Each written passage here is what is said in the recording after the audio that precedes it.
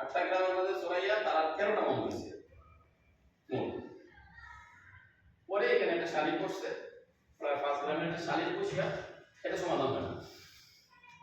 Last করতে আমরা একজন অ্যাম্বাসাডার সঙ্গে লেগে একটা ইউনিয়ন পরিষদের চেয়ারম্যান থাকতেন সাবেক মান্নান সাহেব কইলেন ঠিক আছে আপনারা তো অনেক চেষ্টা করছো, যে আমরা একটা সংগঠন আছে আপনারা যদি আমরা যে আমরা বিষয়টা একটু দেখতে চাই।